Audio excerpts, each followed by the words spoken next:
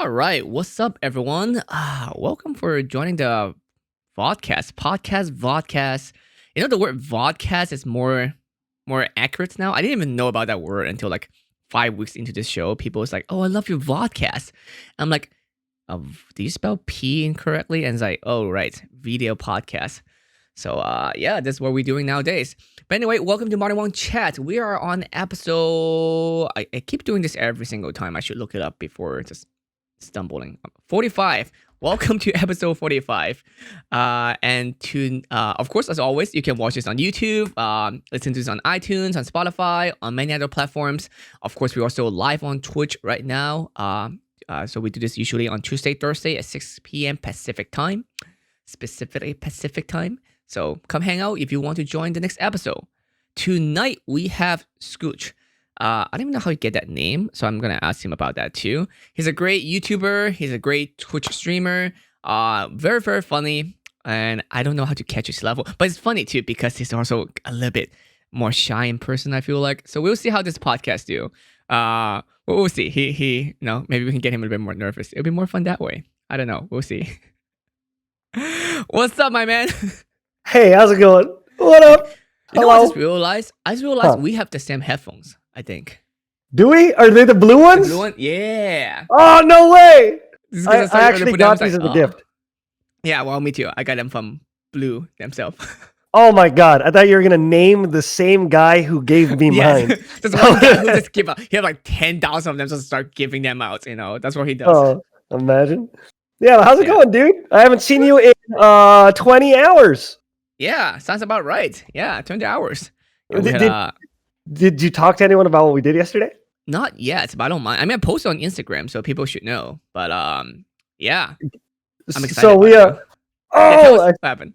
I said sorry, Damien, the guy in your chat right now. He's the guy who gave me these headphones, so it's pretty funny. Damien, but yeah, headphones. Oh, you can get another one. You can wear two at the same time. One on each side. That'd be genius.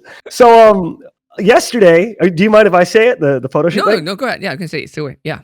So yesterday we got to shoot with Martin, who is real quick. I don't mean to blow you too hard here, but Martin is one of the best photographers and has been like known as such an amazing cosplay photographer for like a really long time. So yesterday he asked Rev and I to shoot some Pokemon shots with the Mareep in the famous meme and all that stuff, and it was really fun. And yes, all right, buddy, I was shy. All right, what of it? Dude, but it was really good. It's still ridiculous how that become like one of the most popular meme that you have created. You made so many things, but I feel like that one blew up really quickly in comparison. It's so weird because that meme, I thought I was gonna get like 100 likes or something on Twitter because I didn't think anything of it. It's just like, all right, here's my girlfriend cuddling this stupid toy. I'll just take a selfie of her cuddling the toy. But then everyone, like, I think when I woke up, I was already tagged on like 20 different fan arts, like straight up. Like, and there's some really good also ones. Fan art. Yeah. Yeah. Those are, I don't know, just art in general. Like, did you see the one of Avatar where it's Sokka and it's the moon instead of his girlfriend? That one. I saw like the Final Fantasy one with Cloud and like all of them. Yeah, there was some bangers. There was some bangers in there. But I'm excited. I'm excited to see the pictures, man. They're gonna be sick. So we'll see. So I think the shot came up pretty well. I haven't taken a deep look at it, but while I was scrolling through at the back of the camera, I mean they're right here right now. I just haven't put it in the computer yet. But I think they're gonna turn out pretty sick. I mean, if you're the one who shot them, they'll be good. They'll be good. Hey, I'm gonna put all the pressure on you. If they're bad, everyone, we gotta jump them. So I actually wanna I'm gonna make a video on it too, because I'm new to the YouTube scene. How long have you been doing YouTube? Well, I've been trying to. This is a pretty loaded question. I've been trying to do it since like 2000. I don't know, like 2011. I tried, but the first time I took it seriously, I think was 2015. I made my first like video where I like sat down and I hunkered down and I did my best to make it like a really good video. And that was the first episode of Can We Talk About This, which is the show, like my internet show that gets the most views. And it's not a flex or anything, but it's like that show is my biggest show. Sorry, all right, I'm a flex. But that show, it's like on average, I think it gets like 500,000 views now or something crazy like that. But that show, the first episode came from me sitting down and going like, all right, I've done all these After Effects tutorials, I've done all these Premiere tutorials, and I never actually finished something. So I'm going to sit down, I'm going to make a random show about me complaining about some League of Legends character. And that stuck. And then from there, I originally, after that stuck, I was just going to try to do YouTube by myself, just like that. But from that, I ended up getting an opportunity to work for Team Liquid, and then I learned more stuff there. And then after I stopped working for Team Liquid in 2016, right after that, that's when I hunkered down and I was like, I need to get a new episode of this out every week. I need to make as many videos as physically possible and blah, blah, blah. So 2015 was my first good video. 2016 was when I decided like YouTube is what I want to do, period. So would you consider would you see yourself more of a YouTuber or a Twitch streamer, or like exactly 50-50, like both at the same time? I honestly, I wish I could say Twitch streamer because I have so much more fun just like hanging out with chat and playing random games. But looking at like the logistics of it, obviously like YouTube, I get more views and stuff. And I think I'm just a better editor than I am. Wait, do you still edit your videos? Yes, I edit every single one. So single one. Every single time I see a zoom in, it's your doing. Like, yes. Why are they bad? Are you gonna No, they're great. It's just that it's so much work. Like I don't do editing on my own video anymore. I have an editor. I send it out. I have them do it, and like I'm out. Go ahead. Yeah, I feel so bad for them. Oh yeah, I mean, it is a way to get your foot in the door. There are editors that like they start off as editors and then they just learn so much about editing, and then they start their own thing. Yeah, and then they just make like a big name. We can't teach them too well. Oh no, we got to keep them. Oh no, right. We got to keep them bad. You know, no, like teach them wrong. Yeah, I actually use a service. I actually use this company that I hire, which is great because I just pay them a flat fee every month and just crunch out as many videos as possible. Dude, that sounds like a banger. I'm probably gonna just do like the old fashioned way. I have a friend named Matt. His YouTube channel is Magikarp, and how he finds editors whenever he needs an editor is he has a contest on Twitter, and then he watches the videos, right? And then he records himself. It's so big brain. He records himself watching the edited videos that people have submitted to try to get a job. And then when he finds the one he likes, he hires him and makes him edit the video of him watching the edits. So it's just like, it's a looping content. It's like yes, it is looping content. That is genius. Smart. He's a genius. Matt's really cool. I love Matt. But yeah, I'm gonna do the old-fashioned way where I just go on Twitter, or I do it. I think in my next video, I'm gonna do like a calling card and see if I could find an editor, because I want to say that I would release more content, but I have too much to do. But realistically, I just think I procrastinate too hard, and I need an editor to hunker down for me. I think here's my problem too. Like, I think I have been getting a bit lazy. Like, I don't know. Like, here's the thing. I used to work a 9 to 5, like many others, and then I hated it. So I started doing my own thing. And of course, when you're doing 9 to 5, it's more disciplined, where you're kind of forced to it, because if you don't go to work, you get fired. Exactly. But now, you saw my sleeping schedule. You messaged me at like 6 in the morning or 7 in the morning. What was up with that? I was still awake. So I was up for like, I don't know, sometimes I would stay up for 24 hours. It's kind of crazy. It's not good for you. Definitely not good for you. It is not. Yeah. It's crazy. A lot of things, like something that people don't talk about when you become a YouTuber or when you become self-employed. It could be anything. You could be selling soap. I don't know. But when you become self-employed, there are a lot of things that are removed from your life, which initially when you start it, it's like a blessing, right? Like, oh, I don't have to go to an office anymore, right? But then you realize how hard it is. It's more work. Force yourself. Yeah, it's so much work. Like, I can't say, hey, I'm working from 8 to 4. I can't, because some days I wake up at noon, and then other days I start working at 7 p.m. and I end work at 7 a.m. And it's just like you end up going through this cycle of not knowing when you should be working and then hating yourself for not having a schedule. It's so And for much your work. type of content, also like if a meme or something trendy came out, you have to instantly jump on it. Like Yeah, exactly. Yeah. like your latest video is the one on that gamer girl game. Oh, yeah, gamer girl. I So saw bad. like the first minute of it, like I'm out, I'm done. Yeah. This is stupid. It was like, so they tried. cringe. Oh, But now I really wish yeah. they made it so I can just play it on stream. So it's really yeah. meta. It's crazy because it shouldn't come out because obviously it's super, toxic. But on top of that, if it does come out, it will be like infamous. Like people would play it just because of how bad it is. It's kind of like I don't know. I don't know what was that want. movie? It's like The Room, where I did not hit her. I did not, and like, yep, I did not. Yeah, it's just bad enough to be like a good old classic. Maybe I don't know. Yeah, Like, it would be an infamous classic, definitely. It feels so disconnected, especially with all this going on right now. So, yeah. I think even I don't know. There's so many things I have to say about that game, but going back to like the sticking with trends, you're absolutely right. Like the new Halo is coming out. Yep, they announced it today. And well, they did like the Xbox whatever. They show right? more. Yeah, the Xbox game show, whatever it is. Which is another. I didn't watch it, but I feel like my guess is that it's just another showing of trailers, which is now called gameplay. Because they did one like a few weeks ago where they're like, "Oh, we're gonna show you guys some gameplay," and it's just all trailers of games. Oh, I'm like, that is not what gameplays mean.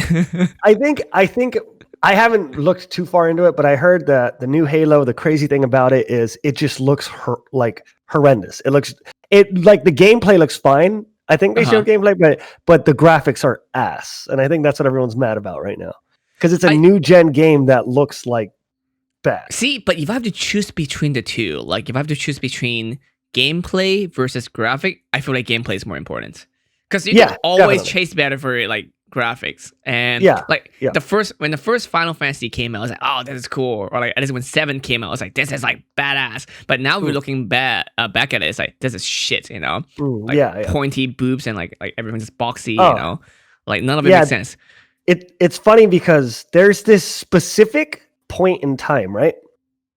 I think the PlayStation 1, like the original PlayStation, is the one that suffers from it the most. But there's a point in time where games sold well specifically because at the time they were beautiful and innovative. But now those are the games that aged the worst. Because you go back and you like look at this game like, oh, this was the best shooting game ever for like the freaking PS1, and you go back and you try it out and it's like 2 FPS and controls like absolute dog shit, and the only reason you thought it was good back then is because of how good the graphics was. How good it's it was, very and interesting. you were like 11 years old, so that was the best. yeah it's just crazy because like there are, me personally, I don't know if Reb ever told you, but we had a day where this is like an expensive lesson I just learned, but we bought a Nintendo 64, right? We got upcharged to like hell and back, by the way. Looking it up, all the things we bought, combined total would be like $400. We bought it from this game store, and I think they ended up charging us like $1,000 something, which is an insane amount of money. I don't know, and I don't know why we said yes, but we got robbed, basically. And the worst part about it is I came home super excited to play like these old classics, and I played them and I was like, wow, these are shit. Like I played this game called Conker's Bad Fur Day, and it's like it was my favorite game as a kid, but it plays so bad now. Oh my god. Got super robbed. Yeah, dude, it's heartbreaking, but it's still fun. I still enjoy it. It's worth the novelty, I actually have an Super Nintendo from Hong Kong, from back in the days, and it's not even mine. I got it because of maybe some cousin didn't want it and just give it like a hand-me-down from long ago. But it's great because I didn't know how American NES are compared to the one in Asia. First of all, the color is different because you guys got the gray and the purple buttons. I didn't know that until I came here, and then I have the colors ones. But here's the cool thing about the one that I have, and I'll try to maybe bring it over next time to show you. Okay. So you know how you guys use cartridge, right? For the games. I have a thing where I put the another box kind of thing onto the cartridge, and then instead of putting cartridge, we put in floppy disk. Have you seen that before? Really? No, I have. Yes. That must have been an old ass one then, right? It's amazing. I mean, do you want me to show you right now? I can bring it over. Yeah, if you bring it, I'll look at it. Dude, Yeah. I'm gonna bring it over. Give me 1 second. Yeah, dude, I'll check this out. I'm down. I don't remember cartridges. That's sick. How's it going, chat? You guys chilling? You guys hanging out? Ooga booga, gonna say something weird. Doo-doo.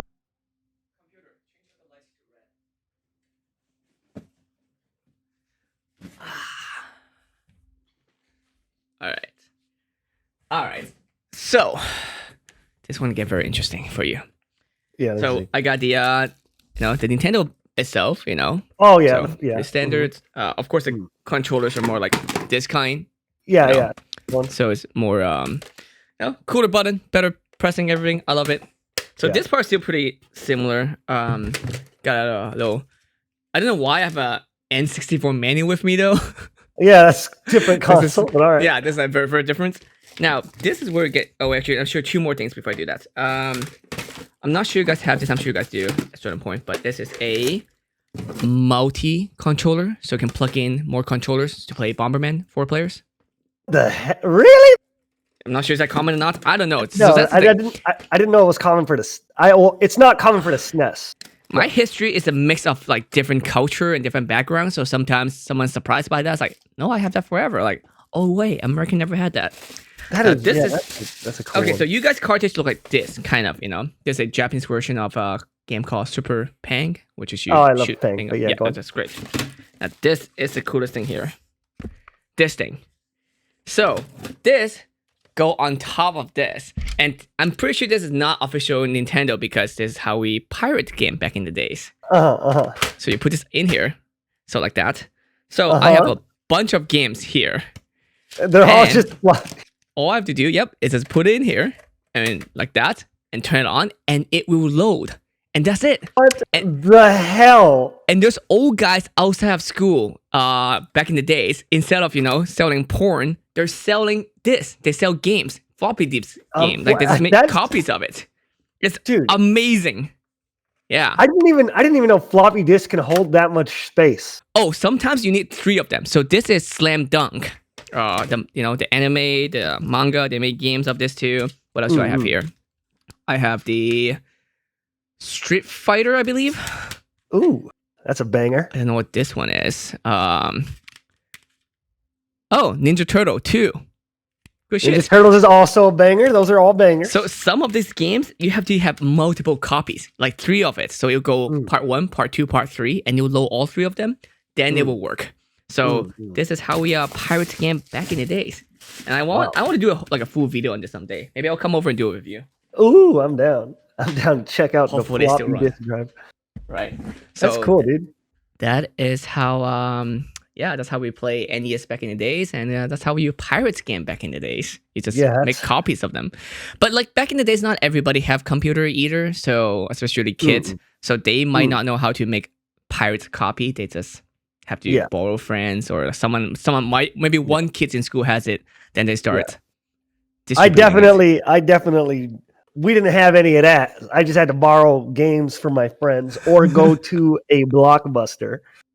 And Blockbuster was they were just thieves back then. If you rented a game for a week and you missed your day, if you missed coming back by a day, you'd get charged like $13 or some weird stuff like that, which is super not worth it. Right. But now they're all gone. Like Blockbuster. Yeah, they are. Netflix killed everything. GameStop. That's the closest we have now. GameStop, yeah. But GameStop is like being bad, right? Like there's like drama about GameStop. Like they're trying to say that they're an essential business. I feel like every single business is trying to pretend to be essential business. Here's the thing. I'm not sure you've heard this before, but there are lots of companies start making masks in the pretense of like, oh, we want to keep people safe, so we're making masks for people to use.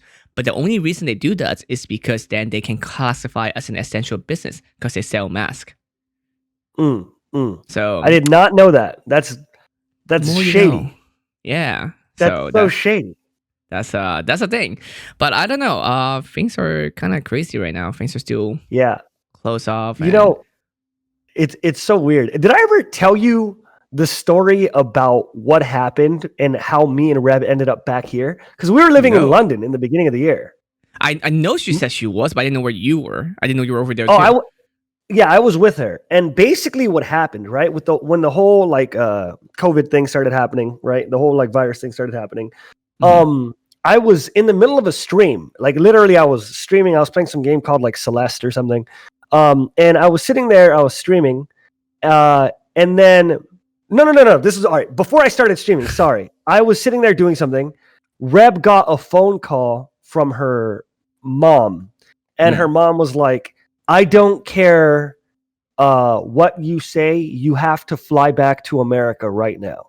And we were Damn. like, wait, why do we have to fly? Oh, Reb was like, why do I have to fly back? And she was like, they're about to close all travel. Like all travel is about to be done, and you're going to be stuck in London. You're not going to be able to come back to the United States. So you have to fly back tomorrow.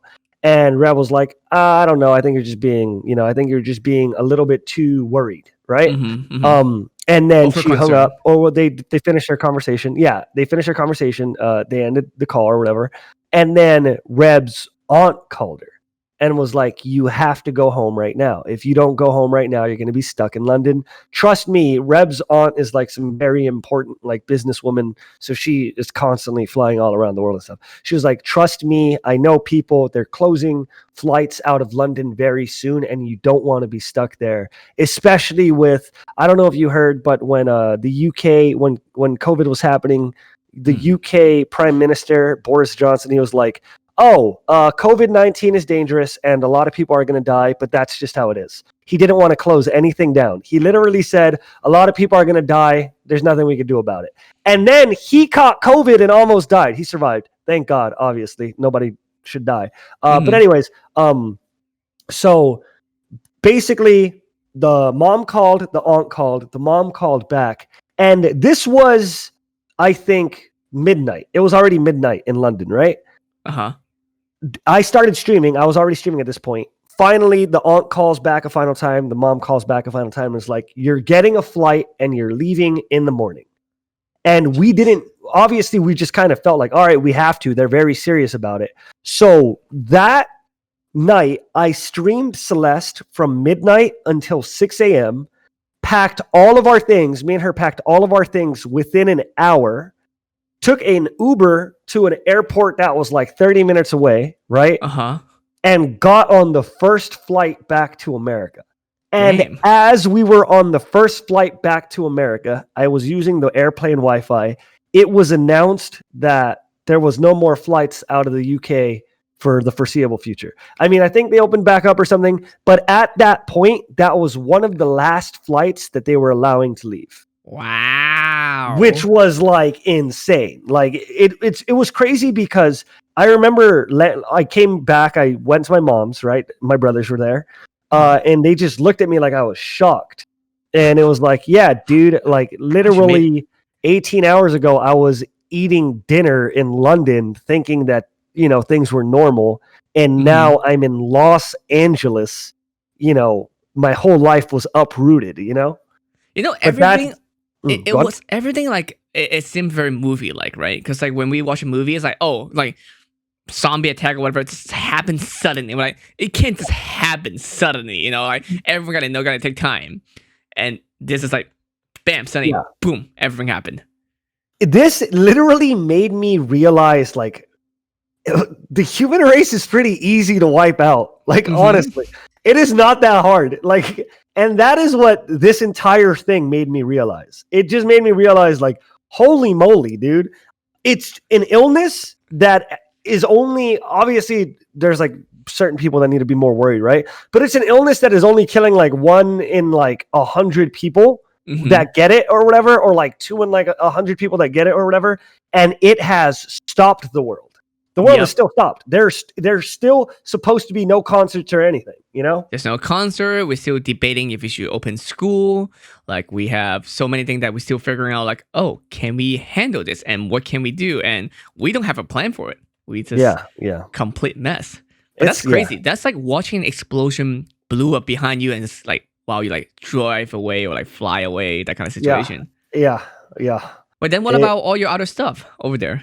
I I don't. I think I'm like a monkey. I don't really pack a lot ever. So for me to put everything in a suitcase probably took me like 20 minutes, and then I don't know. I would have probably forgot some stuff, but That's Rev such a is very minimalistic life. That's like amazing. That's yes. actually very admirable because you're like, I have everything that I need. This is me. I'm alive. I That's all I need. I in 2019 I lived in Japan for 3 months, right? Uh huh. And when I went, I took 2 outfits, like shirt, pants, sweater, shirt, pants, sweater, 1 pair of shoes, and nothing else. And I literally just bought clothes while I was there, and just built up my belongings there because I just didn't want to bring anything. So yeah, Dude, I am that kind of a minimalist. that would be an interesting lifestyle. Like imagine, like oh man. I mean, I know you're here now, but imagine like if normal time and all kinds of stuff where you do like a series where it's just like, all right, I'm gonna live in a different country for 12 months for this year, and then each month you're gonna bring only like 2 shirts, 2 pants, just a little bit here and there, and you try to like live the whole month there using buying stuff there or like getting Yeah, stuff there, and I sounds think that'd like be fun. that'd be pretty interesting. IRL streaming is something I really want to look into because like the technology for IRL streams have gotten it's gotten so good. Is It's it like there yet? expensive, huh? Like the technology? Like I keep Yeah, looking into it, but I keep like don't know. Are we like? Is this still an internet issue? Or like where are we at? there is things released right now specifically for IRL streamers. So there's I think it's called, if you go on the website Unlimited IRL, they Mm. sell a backpack and it's super expensive. Like it is crazy expensive. Wait, I think I know the guy who Obviously, started it. yeah, okay. Well, that backpack, there are a lot of streamers that use it, and it's crazy expensive, but it works. Like I there are saw them at streamers. TwitchCon. Yeah, I think I Mm, think I actually know the guy who started it too. He used to work at mm. Twitch, I believe. He's like the first Oh, 10 people that worked there. wow. I did not Yeah. know that. I just think that it's cool because like now, especially now, there's so many things that are available to to whoever wants to do anything. I was talking to my friend about it recently, but it's like I remember when I first got into videos, like a ring light was not something that was normal. A ring Mm-hmm. light was a very niche thing that you had to buy on like eBay or go to like a professional film place to get. And now Mm-hmm. it's like you could buy a ring light for $20 if you wanted to. You can buy it anywhere. Yeah. Yeah, you could buy a literal ring light for your phone for like $25, and it's a good ring light. It's crazy that today there are so many resources for anyone who wants to create. I think it's cool. I think it's really cool. I think it's amazing. I think it's easier, make life easier for everybody. And like photography, like I know photography, when it comes to streaming, YouTubing, I'm still pretty new. I'm a noob at it. But when it comes to Mm-hmm. photography, I've been doing it for like over 15 Oh yeah, years. I've known about you 20 forever. years, yeah, for a while. So exactly. So I mean, so I can attest. That's one thing I could be like, yeah, I know my shit when it comes to photography, Yeah, and like yeah, things gotten so much easier for people to get started. So much mm, easier. Like I yeah. just made a video last week or posted last week about how to create a very professional lighting setup for $40. Really, I need to watch that You can because buy all the stuff in Target. Yeah. I need to learn photography in general because I take pictures for my girlfriend and I am bad at it. It's So I need to learn. easy. It takes, I mean, for you maybe it's not second nature to everyone, but I think photography is really cool. I think photography is like a science that once you get it, you can create like some really cool stuff. You did a shoot. This is a long time ago, where it was like a swamp. There was a bunch of hands coming out, right? Yes. I remember watching, I think, the BTS video of that with all the hands coming out of the swamp. And that was Oh a yeah, just in my super hand. sick photo. Yeah. It's such a. I saw you walking around and sticking your hand up to take the. Yeah, Remember? I actually Yeah. want to start doing more surreal again. I haven't got a chance to do it, Yeah. but like the thing is like it depends on what people want. I actually recently did get a gig for shooting surreal, and I was really happy about it because that doesn't happen enough. So I'm just like I never got paid for shooting surreal. I get paid for shooting a lot of stuff. A lot of it could be like especially more lewd content, those kind of stuff. Those usually, or people hire me for. But when it comes to surreal, like that is something I really want to do. Let me see if I can share this photo with people. I don't think you can see it, but I'm switching over on stream. See if that work. But yeah. So this is the photos that I think you were talking about, right? Yeah, it is. Yeah. It is. So those are all my hands. Hands. This is one hand. I'm just using one hand, putting my hands to stand, keep doing this over it and over and over. And it acts like she's being grabbed into the water. Sick. Yeah. It was a fun shot. That's a really cool shot. I love it. I remember seeing it and just being like, ooh. So I feel like I do better when it comes to I don't know. I feel like shooting surreal sometimes requires certain mindsets, but back then it was for me. Now it may be different. Back then I was doing it, especially if I'm not at the best mental state. I should do better when it comes to those artsy stuff, which is such a bad thing because like you're gonna force yourself like, do I have to be like a not happy person to? I get what you mean, and I hate it. The best art comes from when you're not doing good. Yeah, and it's like, and then you start questioning yourselves, like, do I have to go back to like that in order to make that next thing? Yeah, I don't know why. I freaking hate it because I know exactly what you mean. Whether it's like music or like content, like you just. When you're not doing good, you force yourself to make something really good just so you can be like, all right, I'm proud of that. Maybe it's because it's a few reasons, right? It's one of the reasons is that maybe our mental state wasn't the best at that time. That's why everything else that we make might seem better. Maybe they're not that great. We just seem better. And also maybe it was a great escape at that certain time. So then we can do that something else to make us feel better. So it's a good release. So kind of cling on the idea. It's like, those games that you're saying like, oh, it was great when we first play it. But now it's like, shit. The graphic is shit now, But what are you working on though? Right now? Yeah. At this second, I have been working on the next episode of my show. Can we talk about this? How often does it come out? It should be every week, but it is realistically like every month. And it should never take me that long. But it goes back to the thing you said. You said it earlier. There is this terrible thing, and it is the curse of YouTube. A lot of people go through it, but it's like, you have to talk about what is topical, right? So there are certain things that are like too good to pass up. For example, I made a video talking about Gamer Girl because it came out and it enraged everyone, and I thought it'd be funny to roast it. So I made a video on that just because it is like the YouTube curse, But whenever you do that and you don't have an editor, it detracts you from working on your main thing. In my case, right? Doing a video on Gamer Girl detracted me from working on my video of Can We Talk About This, And here's also the thing too. After you did, sorry to interrupt you, but after you did like another thing, right? Let's say you did the Gamer Girl video, like just like we did a shoot yesterday. After we shot yesterday, I did nothing but just play League the whole night because like, I feel like I did something. I can procrastinate now. I deserve this. But I played till like 3 a.m. Like, God damn it. There's like 9 hours of just League, and I should not be doing this. I should be working. That is in like, I hate it. I hate the treat yourself mentality because you end up treating yourself too much. Way too much, yeah. It's like, dude, I did 50 sit-ups today. I'm going to order carne asada burritos. Everything I want, yeah. Yeah, like I for the next 2 days. Yeah. Because I did like 50 sit-up like 2 days ago.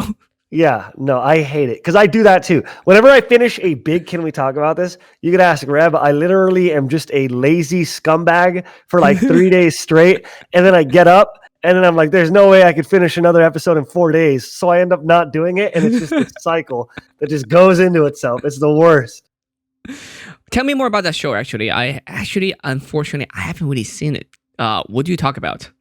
It's mainly League of Legends. But I talk about, here, let's see. I'm going to open it. I just talk about games or whatever the heck I want to talk about. I think every episode has been about games. And I just kind of, for example, if I'm talking about League of Legends, right? then I would talk about like, oh, this character is way too strong, and this is why this character is too strong. And then I make jokes about why the character is strong, and then I just kind of analyze the game and I guess dick around about my analysis of the game. And that's it. And it's just a very like edited show. There's like a lot of punchlines. So like, a lot many of this. There's there 70. Is it 70? Jesus. In that playlist, at least, yeah. You might have some forget to put in the playlist, but in this playlist, it's already 70. There is! Oh my god! There's 70 episodes of this shit? That's so many episodes! Wow. But yeah, that makes me feel pretty good. I feel like by now you could be like, yes, we can talk about this. It's been 70 times we talked about this. Yeah, all right. I know. I've gotten comments like that. I've gotten them. Awesome. But yeah, awesome. it's just me talking about, like, I've done one about Terraria, which is a game. I've done one about my favorite game ever, which is Mario RPG. I've done one about turn-based combat. I've done one about roguelikes. Most of them are about League of Legends, because it's like I know League of Legends gets a bad rap, but I like League, you know? Yeah. And here's the thing. They do such a good job on the community part. Yes. The community part, yes. Agreed. There's some undertone, but but they have to do more work for YouTubers. It's like a very, I won't get too into it, but long story short, there is a league partner program, which I am a part of. Hello. And what they're supposed to do is they're supposed to give league creators a way to communicate with each other, and kind of, they're supposed to push forward collabs and kind of help us in whatever way they can. But in reality, what they do is give us skins to give away, and that's it. They don't do anything else. It's just every month it's like, new Shaco skin. Here's 20 Shaco codes. Good luck, guys. And it's all they give us. It's like, I don't know if you saw, this was like forever ago, but about 4 years ago, they used to do a thing where they would send all the League of Legends content creators, they would send them all to Riot headquarters, and then they'd make videos together, and it would be the community spotlight. They don't do stuff like that anymore, and I wish they did. Like, I know about that. So lots of my cosplay friends have done that before. Of course, YouTube contents, people also make a lot of those, and I've seen those before too. Yeah. I mean, here's the thing. I feel like Riot learned a lot from Blizzard, which is great. I feel like I was talking about this actually on Tuesday too. I feel like Blizzard fell off a little bit when it comes to the community part. Yes. And Riot is the next gaming company that's big enough that able to do that. And as you said, I hope they would able to do more, and especially after COVID, like after things taking a break. But maybe they'll change, especially with COVID. Then they have to realize how to create more engaging content. Yes, other than just running their championships, doing I hope so. Maybe I should talk to them, because I wanted to recreate like cosplay photos of those splash art. That'd be so cool. If you did that, would be so many of amazing. Though. Yeah, I don't know. There's a lot of chance. You just start with someone new or something. Yeah, I'll start with someone new and do a classic. Like, how many Lux or Ari skin are those? Like the $1,000,000. So they're Lux and Ari. I think there's like 13 each or something like a ridiculous amount of Lux. Every time they're like, we're kind of low on money this month. What should we do? Let's make another Lux skin. What do we have? And then the money printer go brr. Money printer go brr. No, literally, that's what it is. And I used to be one of those babies. I used to be one of those guys like, come on, why are they giving another Lux skin? They should be giving another skin to Tryndamere or Nasus. But then I realized, like, no, bro, if 90% of the world plays Ari, make Ari skins, The secret, by the way. The new one, what's campaigns going on right now? The Spirit Blossom Fest? Yes, Spirit Blossom. Yeah. They make everyone look super attractive. Oh, Thresh is a daddy. All of them. Thresh Thresh looks so good. They made him a human. They made Yeah, human everyone's Thresh. like, he has human skin now. Everyone's like, okay, all right, It's all weird, right. but it's cool. I like it. No, they're It's- great, and all the girl characters seem to be very tsundere, like in the not cutscene. What do you call those? The new story mode that they have. The dating sim. I haven't done it Yeah. yet, but I will. I'll probably do it eventually. I think one of my friends actually co-wrote it too. Like he's part of the team that made that storyline. I like when Riot does stuff like this. I think it's so cool when they try new things. Mm-hmm. I think that is one of the things that makes me, obviously right now I'm a happy camper, right? But the thing that makes me upset sometimes is the fact that I feel like Riot has so much potential. They have so much potential. They have like the biggest game in the world. They have so many people playing it. They have literally an ecosystem of streamers that survive because they're playing their game, right? Mm-hmm. But they need to make more content for people who aren't trying to be Diamond. I feel like the majority of Riot's content that comes out is for people who want to get better at the game. And here is a skin, and we've also nerfed Darius's Q. But it's like, make more stuff. Like Nexus Blitz is so casual. It's so fun. Yeah, because it doesn't make sense. It's just like you're better than farming. Hero of the Storm. Oh, it's so good. It's so good. It's like you're farming, and then out of nowhere, it's like, all right, everybody, battle royale mode, run away. Mini games so like playing a Mario Party, you know. Yeah. It's like the Mario Party League of Legends. And I wish they just made more stuff like that. Like they did there was an Odyssey event they did a while ago that was like the PV. That was super cool. And it's like, I just wish they spent more time making stuff like that, because that's the stuff that I feel like a lot of people who play the game look forward to. Not everyone appreciate it. Rank, you know? Yeah, I appreciate it because it's things that they don't have to do, and it's such a it's a risky thing, because I'm sure some people in a company internal team would be like, hey, I want to push for this new thing, or like, oh, let's push out Star Guardian. Not only they get good skin, they're gonna have this whole story mode where they fight against the darkness or whatever.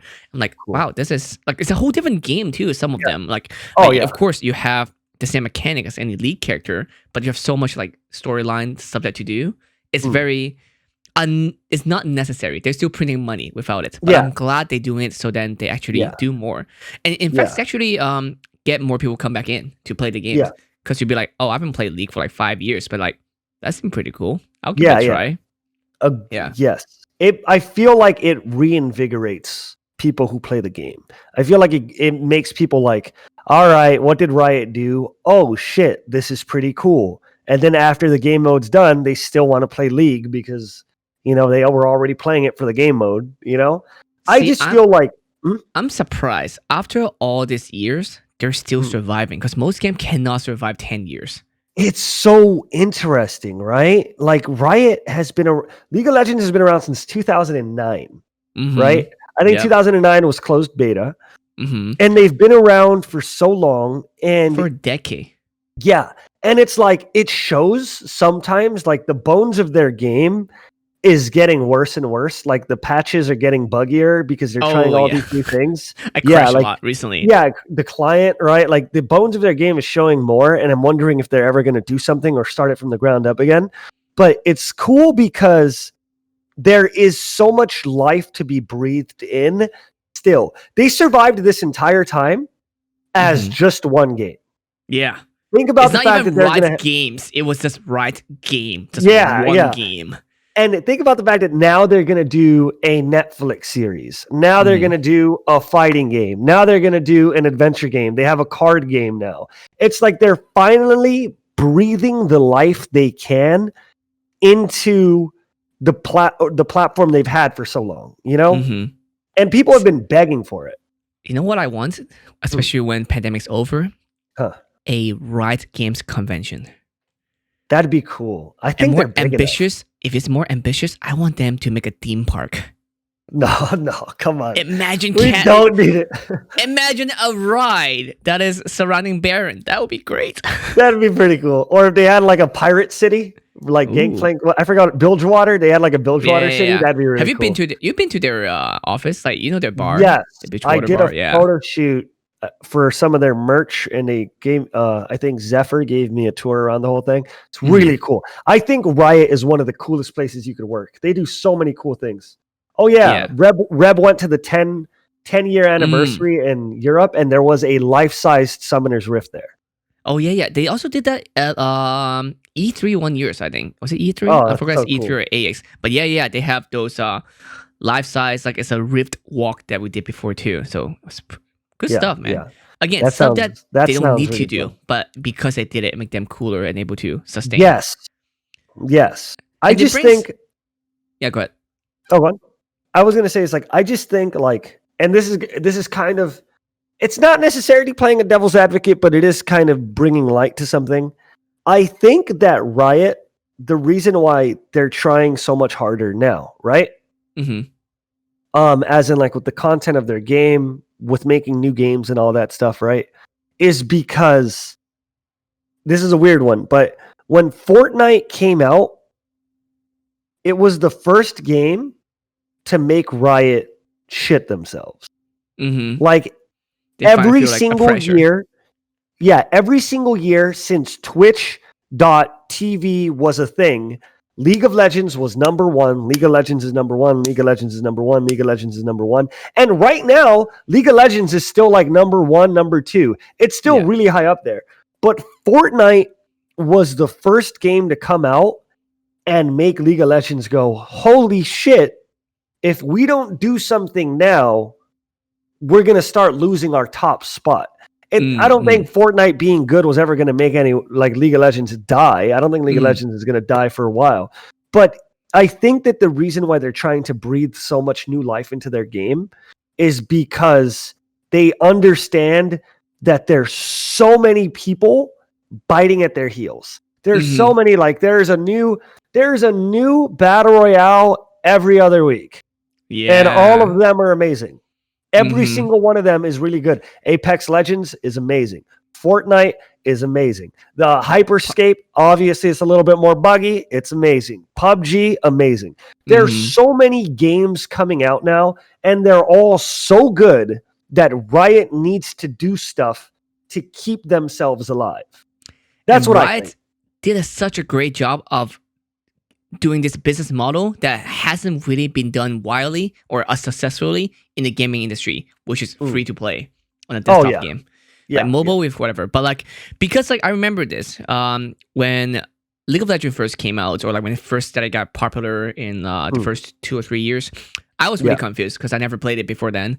And I would ask my friends like, what are you guys playing these days? And they all playing League of Legends. I'm like, okay, cool. I'm a business person. I instantly want to know about this game. And you know, they have all this player, all this streamer. I'm like, okay, how much is the game? They're like, it's free. I'm like, okay. I'm like, okay, so how do they make money? It's like, oh, you can buy skin. I'm like, oh, cool. So the skin give you a special power, like better level up? Like, no. It gives you something special, something move like stronger? No. More level? No. So what does it do? Oh, it changed the way you look. That's it. So cosmetic, a bunch of adult friends, most of them are guys, playing digital Barbie, and they're so happy about it too. I'm like, digital Barbie. You all grown ass men playing Barbie, and you guys have such a great time, and it works. And if you go to Blizzard and tell them, hey, Blizzard, you will make a game, it's gonna be completely free, and you just sell digital Barbie, and like, yeah, fuck off, man. Like, you don't know what the fuck you're talking about. Then 5 years later, they came up Hero of the Storm. It's like, oh shit, we were too late to the game, and then it didn't work out for them. Riot made the F2P so good. And I think because of Riot, right? Because of them making free to play so strong, every new game has to be free to play. Yeah. Or else they're gonna fail. Like, remember Fortnite started off as a game that you had to buy. And then they made a free to play battle royale mode. And that was the mode that made Fortnite famous. Like, because it's easy to put people in. Yeah, it's like, if you make a game free to play, then people are going to play it regardless because it's a free game. And then if you make it a good game, then people are going to play it a lot, and then eventually they're going to invest on the skins, right? But imagine how hard it is to convince investor in the first place. If Riot hasn't made a case study to show how this could work, it'd be like, hey, what's up, investor? I'm gonna tell you this great idea. We're gonna make a game. We're gonna charge people absolutely nothing. So right now I'm asking for $40 million to build this game. Oh, And yeah. they're like, yeah, sounds about right. Yeah. Oh, I would, dude. Yeah, that sounds insane. You're right. If you put that on paper, everyone should say no. I don't know how they did it. I mean, Right. I know that. I don't remember the whole story, but like the whole story of League of Legends coming out was there Dota. was Dota originally, but then the game got really bad because of the balancing team. And then after Dota got really bad, everyone tried to play Heroes of New Earth, but Heroes of New Earth decided to become pay to play. So Mhm. League of Legends came out as a free to play in the middle of all of that, and it kind of absorbed the MOBA fandom. It was something like that. Like it's like a crazy, like deep thing, but it's like they absorbed the MOBA fandom because nobody wanted to pay monthly for Heroes of New Earth, and Dota was ass. So Right. it was, It's just a surprising. It worked out for them. They did a good job at the right time, at the right place. Yeah, Like, exactly. 10 years yeah. before that wouldn't work. 10 years after that would be too late. Yeah. To be fair, 100% agree with you. But Riot does also have a history of making really bad things. Oh, definitely. Like, do you Everybody does. remember? This is something that I think some people in chat will remember. I don't know how long you've been playing League of Legends. You might remember it too. But there was a game mode Riot made to compete with Overwatch when Overwatch was released. And it was Nexus Siege, I think. And it was one team attacks, the other one defends, and then you swap, and then one team attacks and the other one defends. And it was the worst thing ever. It was so buggy and so bad. They were and rushing. It was, they rushed it out. Yes, and it was very obviously a knee-jerk reaction to like, Overwatch is going to kill us. We got to make our own attack and defend mode. And it was so bad. Like, my God. Riot, most of the things they do, they hit. Most of them hit. Most of them are W's. But they do have the occasional L in there, you know? Here's the thing. I'm sure they're also working on, I know for a fact they also work on lots of secret projects all the time, and they have to scrape it all the time. Like, that's how their process work. Like, even for Valorant, they took a long time working on it, and they've been working on it for years. And there's also other games that they were making, but they're like, F it, that doesn't work out. But they have the resource to do that, you know? They definitely do. Great. I mean, I'm glad they also push out TFT, like, even though they make that category of that genre of game big too, you know? Oh, yeah, kind of. Because TFT was a knee-jerk response to auto chess. Yes. But they just made it better. So now everyone plays TFT. But here's the thing. I feel like Pokemon messed up. They shouldn't copy League of Legends of like a normal Rift. They should have copied TFT. That would be such a great game. Imagine instead of like a auto battler like TFT, but it's all Pokemon. Thing, right? Because TFT right now is that you get 3 Jinx, you get a bigger Jinx, and you get 3 bigger Jinx, you get bigger Jinx. But would it make more sense for Pokemon? You get 3 Charmander, you get Charmeleon, you get 3 Charmeleon, you get a Charizard. That would be sick. You're right. I genuinely feel like that would make so much more sense, and there's so much more better on the mobile as well too. Because I don't know, I haven't played a lot of MOBA, but I've seen it before. But I'm just like, it's similar to say autoing then.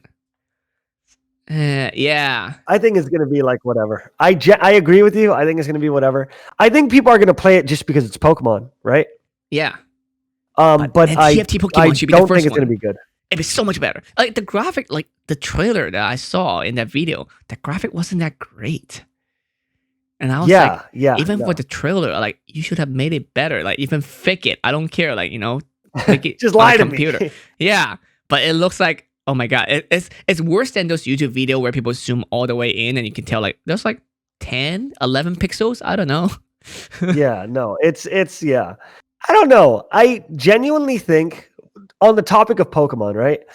I think that Pokemon. Well, it's not even like a thing here. Let me open it up. Also, guys, TM trademark. Like, don't steal my idea unless you can go to Pokemon and say, "Hey, Martin's got an idea. We can go in together and make monies out of this." And Hit me up. You guys need to listen to Martin. Y'all gotta listen to him. All right, so I just opened it up right now just to check.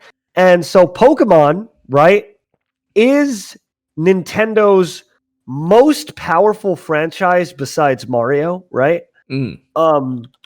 And literally Pokemon, right? I'm looking right now at the top,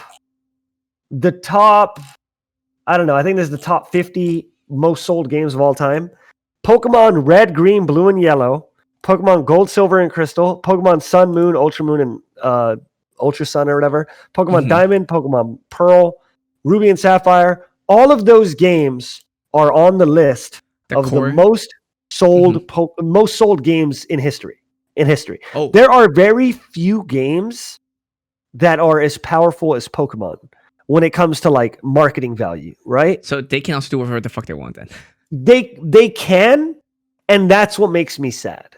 What makes me sad is that Pokemon can genuinely make the best game ever, but they're not gonna. They're gonna work on Pokemon Smile, and they're gonna work on Pokemon Sleep, and they're gonna work on Pokemon Brush Your Teeth. They're gonna do all of it, and it makes me sad because Pokemon. Imagine a Pokemon MMO, dude. Okay, so I haven't played the latest Pokemon, but I saw my housemate were playing it. Kenson, he was playing Sword and Shield, right? Yeah, and it's already made in a 3D environment. They can make this into a VR game easily. Easy. We have the technology. We have the tech. We can rebuild them. Like you can imagine how cool that would be playing Pokemon in the VR world. How immersive that would be. It would be so cool. From controller to float. I mean, we have all those already. Like, why not just combine it and like catch Pokemon like that? Imagine how cool it would be. Hey guys, by the way, spoiler alert. The photo shoot we did yesterday, we're gonna try to make a Dynamax photo. Oh, that's gonna look so cool. In the VR world where you summon a Dynamax and you look up, it's like, Jesus Christ. That would be so sick. That would be amazing. And we have the tech. It's not something that you even have to like try too hard on. Yeah. And that's genuinely like, that is, obviously it will come. It will come. One day, hopefully within our fucking lives, unless we get hit by another crazy big world crisis or a meteor, hopefully in our lives, there will be an amazing, super deep, awesome Pokemon game, right? Open world. Imagine open world like Skyrim. Yeah, like go visit all the regions, like go do all this crazy stuff. Like, you know how crazy it would be. But for now, Pokemon is just going to milk as much money as they can. I'm proud of them at one thing though, which is their YouTube channel. They have free YouTube. Oh, and the new episode of the anime, it's really cool. I'm like, oh, this is completely free. Yeah. On the Sword and Shield one, and they're really cool. They also made a phone game that is completely free and really stupid called Magikarp Jump. Did you hear about it? I heard about it. There's one day I was on stream and someone told me about one Pokemon game. No, I was looking up Pokemon Snap, and next thing you know, I went to a deep hole to try to figure out how many Pokemon games are there. There's so many. So many. Some of them I haven't even heard of too. Like, what the f is this? Like, I was blown away. There's a spin-off series called Pokemon Ranger, which I played as a kid. Yes, and I looked into that too. Yeah, and people loved it. I didn't know there was 3 of them. There are 3 Pokemon Rangers. There are the Pokemon Mystery Dungeons. There was multiple Pokemon Mystery Dungeons. That's a series. There are multiple phone Pokemon puzzle games. Like as and I didn't even know about it. There's like a Sum version, the Disney Sum, the little face thing. Like that version of the Pokemon too. They have so many different versions of different Pokemon genres that I did not even know about. They have when Pokemon Snap 2 come out, I might want to try it. You should. All, they're not even called Pokemon Snap 2. This is called New Pokemon Snap, which I'm like, you gotta have an Apple issue because then you don't know if you make a third one, what you're gonna call it? The newer. Yeah. Because like, all right, Martin, yes. I got an idea for you. Okay. I got an idea for you. All right. Here it is. You're welcome for this. All right. When Pokemon Snap comes out, play the game, take photos. The game saves your photos so you can see the photos, right? Yeah. And then retake those photos in real life with human forms of the Pokemon. You know how So- cool that would be? Because, like, dude, there are so many good pictures you could take in the original Pokemon Snap, and it would be so cool to see a photographer try to recreate them. I will do I'm it if you're telling you. down. I'm Oh gonna use yeah, this I'm word. down. Or we can force Rev into it. Rev will do it. She's always Rev, down. seriously, Ready yeah, to- we can do that too. So here's the thing: when I play the game, I'm gonna stream it. I would either tell like how much I love the game, or I'll shit on it the whole time. And I'm like, this is not how photography work. Like I could just like, this is not how any of this work. I'll be so Oh, yeah. mad.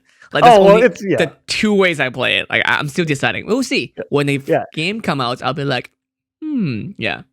It's definitely gonna be like fan service. It's gonna be like, oh look, take pictures of Pokemon. Look at this Cute cute picture. Charizard. Oh yay, cute.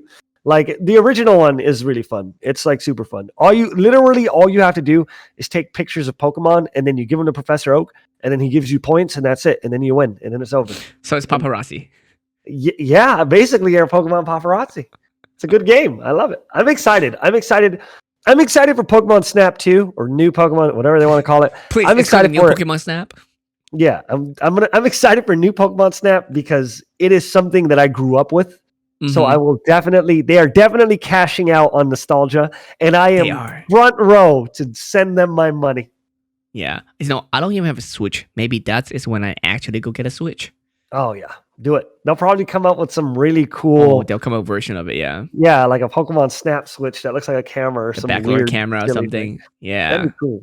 Or maybe I can hit up Nintendo's. Oh, I see who I know in Nintendo too. I'll be like, hey Nintendo, I'm an actual photographer. Can we let's promote your new game? No, that'd be cool. That'd be cool. Regardless, I think it'd be fun to see an actual photographer play that game. Yeah. Oh man. No, I don't know, man. I most likely gonna be like either enjoy it or I'll be like, I hate this. This is not how camera. That's You're just gonna be a snob. I'll be That's so- not such the a- right. That's not how this aperture looks. That's not what's This trying to lighting speed. is too low. This is not any of it. Back in my days. No, that's why I haven't done like people who shoot for. I'm not sure you know about this, but they shoot for National Geographic. They don't really Yeah. get paid for it. Not much. Really? Maybe very little. Yeah, it's really much. National Geographic are mostly older guys or girls, men or women, who just like photography and just like the idea of National Geographic, and they like to go out somewhere, camp for like 20 days, and hopefully get one good shot, and that's Yeah. their claim to like. That's the thing. They're retired people usually too. Mhm. So you know, but it's really weird, like because everyone would be like when they were first starting out, they're like, oh, I want to be a National Geographic photographer someday. Yeah. But you don't really know, not really. No, yeah, that sounds really hard. I've always wondered whenever I watch like those nature shows, I always wonder how they get some of those shots. Like they have to be out there for a while to get some of Oh, a these. long while, and this Yeah. is really painful. Like some of them would have to like wear a diaper and everything. Like it's Oh, not easy. It's not pretty. oh Yeah, no, thank yeah, no. you. And then, but You- if they get that one shot, then they'll be like, oh, cool. That's my claim to. I'm done. I'm good. that's it. I got it. I'm in the show Planet Earth. That's my Yeah. shot. Yeah, Pretty no, much. I get it. Wait, so for you, I see, because now you got me thinking, like, because people ask me this question all the time, and I don't want to answer it right now because I don't have an answer for it. It's Oh. like, if there is a dream project that you can work on, what would that be? Dream project. I hate that question because, like, I don't know, man. It changes all the time. All right, no, I know mine, but that's because I'm a monkey and I have an entire plan eventually in the future. So I genuinely like making music. Some people Mhm. know that, some people don't know that. I have one song out. It's called Made. And I like to make music, I like to rap and all that stuff. I think not even necessarily a dream project, but like a dream life for me one day Mm. would be I would like to go on tour for an album that I made. Mm. And then on top of being on tour, I would like to IRL stream the concerts or Oh. the shows. I think it would Okay. be so fun. I think it would be so fun.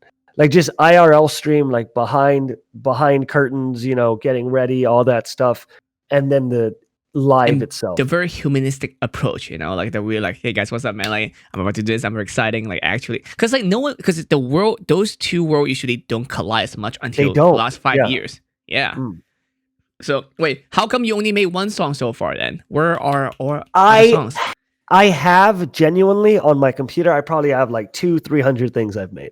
but I don't release anything because, and I used to do this with film too, so it's okay. But it's like I don't have anything that makes me think, wow, I'm really good at this yet. And eventually I will. Like, I was an editor for years and years. And then I would never release a video because I would be like, it's not good enough. And then finally can we talk about this? And I was like, I'm actually pretty fucking good at this shit. So sorry, I know, bad words. Once I get to the level where I actually think that something I make is like really, really, really good, which is really soon. I'm already on the cusp of it. That's when it's just going to be music, music, music, music, music. When are we expecting then? Well, I wanted to release at least one song by my birthday, so I think I'm gonna do that. That's like in a week, right? Yes, I want to release one song by my birthday. Ooh, okay. And what kind of style? What's your genre? I haven't heard any of your songs. I am a happy or any rapper. of your one song. I'm just a happy rap song. Okay, all right. It is just me. I like to be high energy, and I like to be high energy, and I like to try to be positive or at least mess around. It's always going to be positive, but I either like to mess around and be way too like over the top and ratchet, or I like to be really positive, like mess around, Is that tough for the rap genre? Because it used to be, but like Chance the Rapper kind of changed the game, right? I think it make it easier. Yeah, because people realize like it's possible to make rap music that makes people feel good. It doesn't all have to be about, like bitches and hoes, right? You know what's weird is that I find a lot of those happy rapper, like positive stuff has to be like, a lot of them are white guys. It's the majority of them. Some of them are white guys. I would say the majority I've seen are... Okay, what about the other way around? Are a majority of white guys rap happy stuff? Actually, I don't know enough rap. Maybe I don't know. I think there's a curse right now. I think there's a curse. And it is, if you are a white rapper, you are either, and this is all just from my eyes, but it's like you either have to fall into the category of like sad boy rapper, right? Or you have to fall into the category of I am just like Eminem. Look at me, I'm a white guy who raps. Haha. I feel like those are the two categories that you accidentally have to be into right now, because there hasn't been too many. There is a lot now, but there hasn't been too many white rappers that came in and changed the game. Like, so I would say like some of the bigger white rappers that have come in and changed the game and have done things that are incredibly different would be, say, like Macklemore, right? Macklemore is super good. Obviously, Eminem, super good.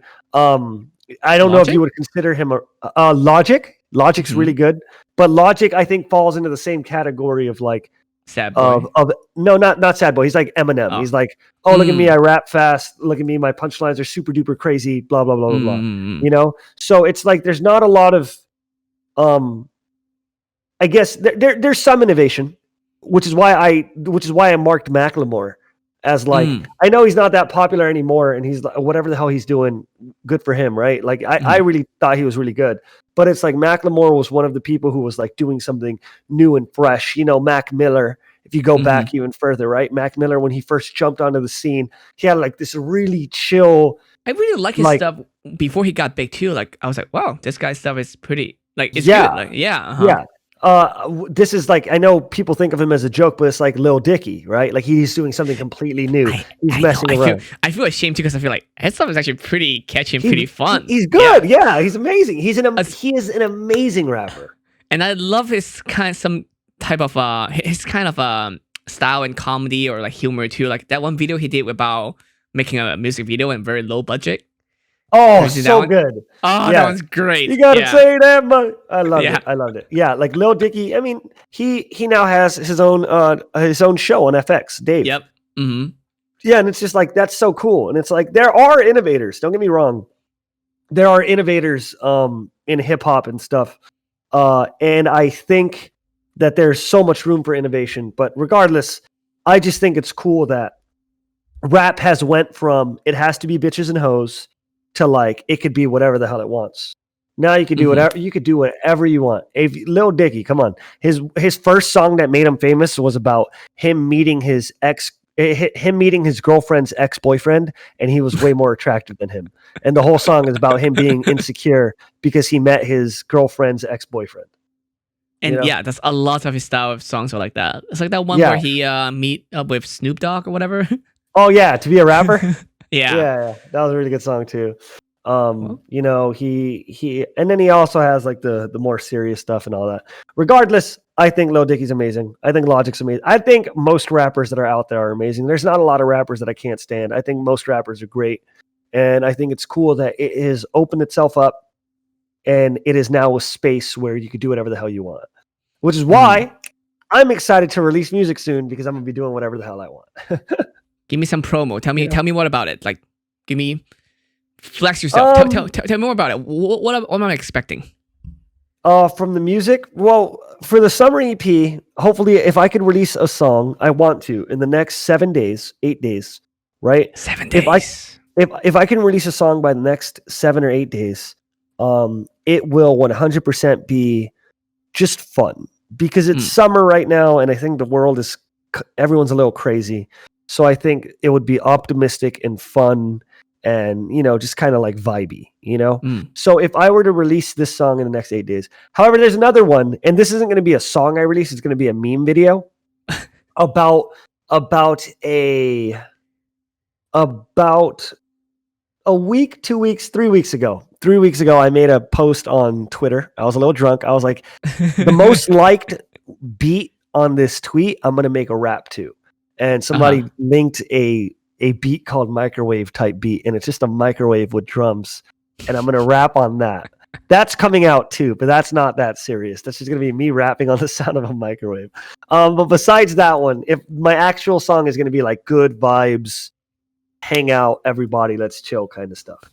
I can't tell. I don't know how frustrated you would be if that microwave song would be better or do much better than all the other ones.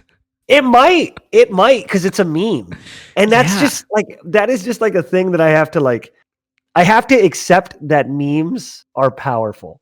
Dude, my pictures of cats and also a cell phone picture of tacos the other day are doing so much better than my professional photos I spent 3 hours on. It's ridiculous. Dude, ask Rev. I forgot what it was. There was a video. There you go. There was a video that I made, a super duper duper. It was like a super duper long process, and a bunch of things went wrong, and it took me 2 months to edit a video, right? Mm-hmm. And the video came out, and it only got like 30,000 views, which isn't a lot. Like it's not a lot of views. And I got sad, and I was like, 30,000 views for this, whatever. And then I made a stupid video in like 10 seconds about like the internet lagging. And that video that I made in 10 seconds got 500,000 views. What am I doing in my life? And it just made me sad, because it's like, dude, I spent 2 months on this other video and there was no attention on it at all. And then I spent literally, ask Reb, I probably spent a grand total, editing it too, a grand total of 2 minutes on a meme, and it got 500,000 views. And I was like, Jesus Christ. Oh my God. And it's like, at the end of the day, I'm grateful. I'm grateful that anything I make can get more than 2 views. You know what I mean? So but at the end of the day, right now too, even the Marie meme. Yeah, even the Marie meme. Yeah, exactly. It's like, I'm grateful. At the end of the day, I'm grateful. I'm not saying like I deserve so much more. No, I am happy with whatever I get. But you have to understand, like, sometimes it's like you work on a video. Yeah, right? You'd work on a photo and you're like, this is going to be a good one. This is going to do so great. I'm going to spend 100 hours on this. And then you release it and it doesn't do anything. And then you go, here's a picture of a taco. Million likes. Yep.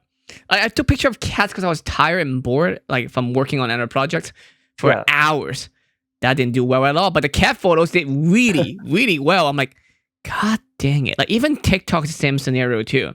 Yeah. Like, I have put some high quality TikTok out there, like tutorials or stuff about like photography, high energy, awesome stuff. Yeah. 300 views. There's a video, one of the best video on my TikTok right now. It's just 2 kids that I took with my phone. A video of 2 kids dressed up as Marshmallow and Deadmau5 and just like pretend to be DJ. 3 million views. Jesus. What am I doing in my life? Jesus! That one video is more views than all my other combined. Jesus. Combined. You can't escape. I'm like, what the fuck, man? So Dude, yeah, dude, me and Rev, we physically cannot escape the Marit meme. We like, and it's like I'm okay with it. It's a fun meme, but we physically can't escape it. I still think on Facebook, like just my friends on Facebook, I think that I get someone who DMs me a new. I just opened it up right here. Total engagement with the Marit meme is 12 million. Jesus Christ. 12 million. I still get people who message me on people I know in real life, people I met in the con scene, right? Message me like, hey, dude, check out this drawing of the meme. It still gets it. It still happens. I can't escape. That's it. Let's see. What is a good? Is it 12 million? Yeah, that one. Yeah, on Twitter, it got 12 million engagements. Impressions, it got 28 million. Like Jesus. So there's 40 million people in California. Just think of that as a perspective. Oh my God. That's like half the people of California. California is like one of the most. There's more people in California than in Canada as a country. My God, I don't even want to think about it. I don't want to think about it. That's weird. So yeah. I don't know. Hopefully we'll make more and see. So this is what I do, and sometimes I know, of course, my sexy content will do better as well too. What I do is that like I'll post something really meme, really funny or really sexy, and they're like, I want that, and it's like cool. Now look at the other stuff that I like, like the surreal stuff. They're like, that's okay, cool. So then like, here's some more sexy stuff, but then every once in a while I was like, how about this? How about this other thing that I love? Like maybe? I know what you're talking about because I do it too. I make a League of Legends video and it gets like, I don't know, like 300K views in like a day or two, right? And then I go, now check out this video on this Nintendo 64 game. And people don't like it. People don't watch it. This is about my childhood that I care so much like value in my heart. But League, I'm like, fuck. It's like, it's like fine. feeding a baby, right? Okay. Not this isn't a roast. I love everyone who watches my content. But it's like, when you feed a baby, it's like you give them a spoonful of good food and then you go, broccoli. Yeah. It's the exact same. Exactly. Eventually they'll come around. Did you release? And here's the thing. This is my guess, so I'm not spoiling anything unless you didn't want to spoil it. It's like, because I didn't know. But my guess was that you were making a video about kick, right? Because everything is a kick. Oh, that was just a meme. I just made a meme. Oh, where was it posted? I don't even know. It was on Twitter. Okay, I didn't see it yet because I was like, he's baking a cake. It's easy to bake a cake. It was a very silly, I think that is the weirdest thing I've ever made in my life. And I don't think I want to make anything like it again. It was a very serious video where I turned out to be cake. And it's just way too serious. See, and I watched it. I watched it afterwards and I was like, why the fuck did I make this? And I'm glad that it's over and that it's out and it's somewhere on the internet. But it's also on my YouTube channel. I don't know why I put it on my YouTube channel. But I just never want to look at that video again. Oh God, what a weird No, I have video. to say my idea too. When that meme got popular, I was like, what if I cut myself open too? And I realized I'm a kick this whole time. Like, I don't know. That was the whole punchline, but it got way too deep. Yeah, way too deep. But right. I learned. I will need to check it out. For everyone else that's watching, how can we find you? Me? Skooch. I think. Hold on. Also, where did that come from? Oh, real quick. Yeah, I'll tell you that first. I got the name because believe it or not, my whole life used to revolve around martial arts. All I cared about was martial arts. Like all I wanted to do was martial arts when I was a kid. I in fact wanted to be an action movie star. So I learned how to trick. That's why I know how to do flips and all that stuff. But when I was a very young kid, like I would say 3rd grade, 4th grade, I was in a new martial arts class. And one of the instructors, not the main sensei, but one of the instructors below him, his name was Kevin. And my real name's Kevin, right? Mm-hmm. So there was already another Kevin in the class, and I was the new kid, right? There's this thing in martial arts called katas, which is you do like a choreographed form of movement. You know, Okay. and if I could use it, if I could explain it in any way, you guys have all seen Avatar. You know, like when you see the Water Tribe practicing, and you see all 100 of them doing the same moves. It's like that. It's a kata. It's a kata. Yeah. So we would do katas, and we all had our own spot to line up in. And I would always line up in the wrong spot to do the kata. So they would tell me to scoot over. They'd say Skooch, and then they were like, "Hey, there's already another Kevin in the class, so we'll call you Skooch." And that's how I got the name Skooch. Yesterday when we were shooting, I was thinking about something. Like, can you scooch over? But I'm like, is he okay with that? Like, is he gonna think I'm making fun of him? My trauma. I can't. It's gonna my memory. There's Just PTSD and then PTSD. Just like frozen flashback. But yeah. Okay. So to find me, it's Skooch. If you go on youtube.com/Skooch, there I am. But if you Google Skooch, you will see my Twitter and my YouTube. So just Skooch. It's there. youtube.com/Skooch or ScoochLol on Twitter, I guess. Awesome. And Skooch Live on Twitch. And Skooch Live on Twitch because I can't fucking get the tag. I can't get it. Who is the person who took it? I don't know, but they're everywhere. I couldn't get Skooch on MapleStory in 2007. I don't know why there's so many goddamn Skooches on there. You can't get Skooch Instagram. You have to do Skooch IG. Yeah, I know. It's so hard. So, yeah. See, that's why now every time, I mean, Martin Wong is common, but Martin Wong photo is not. So I'm just, every time a new thing come out, like when Bytes came out, Vine 2.0, I was like, I'm just claiming it just in case this becomes something, but it did not. So, I think it would do so well on Vine. Oh, it's TikTok is new Vine. Yeah, true. But here's the problem too. Here's our problem. It's like, all right, we'll make a 10, 20 second TikTok or Vine or whatever you're making, but we're going to spend an hour prepping it and then an hour cleaning up for just 20 seconds of this dumb shit. And after it's done, it's like, it wasn't that great anyway. Fuck it. Yeah. All right. I think we're good. I mean, is there anything else you want to add? No, I think that's it. I had a good time talking with you, buddy. This is great, man. I never had like a sit down talk with you like this. That's why I love doing this. Yeah, it's crazy because we've known each other, or at least known of each other for I don't even know, dude. It has been a very long time. When I used to cosplay like 2014, you were like if you can get a photo shoot with him, you're a good cosplayer. I remember. I'm telling you, I've known you forever. It's cool that I finally got to shoot with you and to be on your podcast. It's a fun life. It's weird. Like the whole cosplay photographer life was interesting. Like I don't know. I try because a lot of people I bring on this show is they're content creator, and I think a lot of us also got lucky. We were work hard, but we got lucky. We were at the right place at the right time. And because people will ask us all the time too, they might ask you too, like, oh, how can I be a YouTuber? How can I be a streamer? I'm like, I don't know, man. There's no one formula you can just follow other than good practice. So let's work hard. Yeah. It's definitely work hard, get good at what you do, and then a little bit of luck. Yeah. And keep changing. If it doesn't work for you, pivot. Find some way that works for you. That's all right. Yeah. That's a good way to end this and good way to wrap this up. So hopefully that's some advice for you all content creators out there. Until next time, I'll see you guys later then. All right.